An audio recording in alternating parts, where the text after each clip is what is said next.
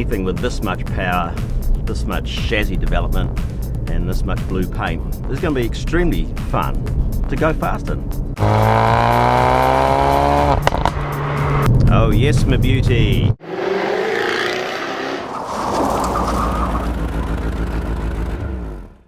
The Ford Focus RS. In New Zealand it costs $69,880 and you get a 2.3 litre EcoBoost 4-cylinder engine, which is turbocharged of course, pumping out 257 kilowatts of the good stuff and 440 newton meters of torque.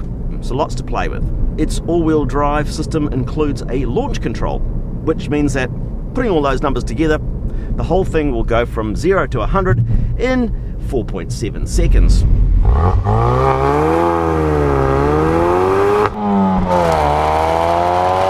We know that the Focus RS is going to be extremely competent out on the open road, and we'll have a look at that. But how's it to live with on a daily basis without having to tear around at light speed to get the maximum payback for your $69,880? Well, when you first hop in the RS, or at least when I did, the thing I noticed initially was that these bolsters on the side of the squabs are very unyielding. You can split your personality if you're not careful, jumping into the car. The other thing I noticed when I first hopped in is that the seat is really high. I would have thought that the seats would be much lower set and possibly have some height adjustment, but there is no height adjustment. It's just manual controls on the seat back rake, which is fine. You expect that.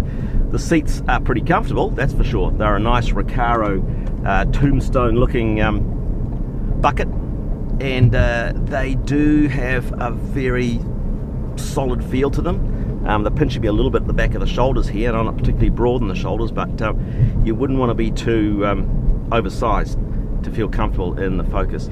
Clutch, when I first punched the clutch, wow, I thought, this is quite a meaty clutch, and it's one of those things that you do get used to, but on first impressions, and if you're taking this car for a test drive out of a dealership, you will notice that the clutch is pretty firm. But even though I've only driven the car for, well, a couple of hours now, I've dialed that out. It's no longer a factor. It wouldn't irritate. It's something you could live with. While a large part of the interior of the RS feels familiar from other Focus, one thing that is unique is the speedometer. It reads to 300 kilometers an hour. The steering in this car is a real standout so far. Its just ability to dart from the center is just, it's really otherworldly, frankly. I don't think I've come across a car that's so quickly responsive to inputs from the steering wheel. And it's not like you get a whole bunch of kickbacks off driving over things like, these cat eyes I'm driving over now. It's not a fatiguing steering wheel to grab a hold of, but boy, when you give it a twist, the car just darts like nobody's business. It's really great.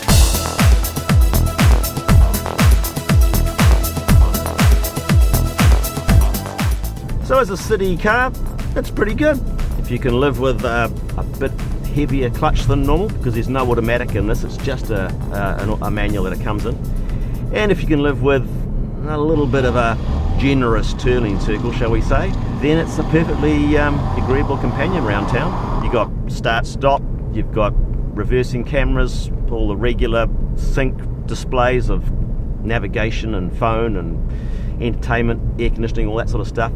Yeah, it's got a back seat and it's got a boot like every other Focus, but I don't care about that because this is the Focus RS, and when you've bought the Focus RS, you want to really give it a good caning every now and again.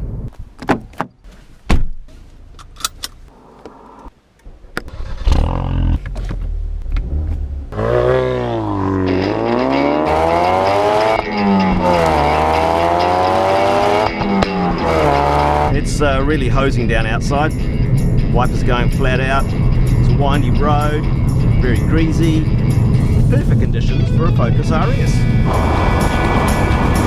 The surety and the confidence that it gives you is just, I don't think I've experienced anything quite like it. And I've driven WRXs and STIs. There's something about this particular car that just seems so unflustered. It's got a very neutral cornering stance. You can come into corners a little bit hot, it just scythes through. It's just unflustered, as I say. It doesn't get worried about it. It doesn't cause any drama.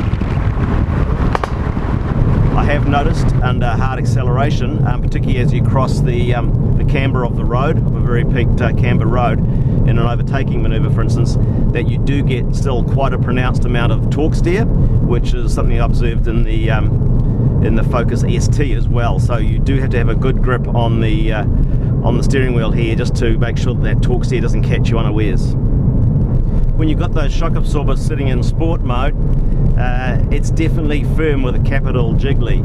At high speed, not so bad, but around town, it's really firm. So I'd suggest that for most people, they can be quite happy to leave the shocks in their softer setting, even if you're in sport mode and you want that sharper throttle response and that poppier exhaust.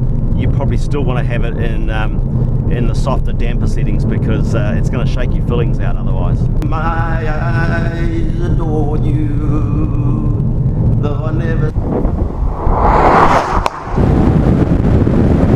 Great fun. This car just provides so much great fun. It's really just so beautiful to maneuver around a sinewy road. So much headroom in its abilities. You can just tell that I'm nowhere near coming close to the limits of what it's capable of, and neither would you on a public road, frankly. It's just so competent. Yeah, there's a trade-off of a bit of tyre noise,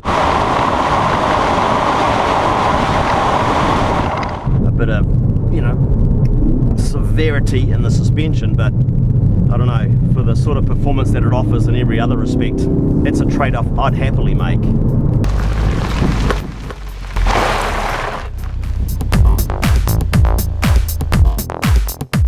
So if I haven't made it clear, let's sum it up. I really like the Focus RS.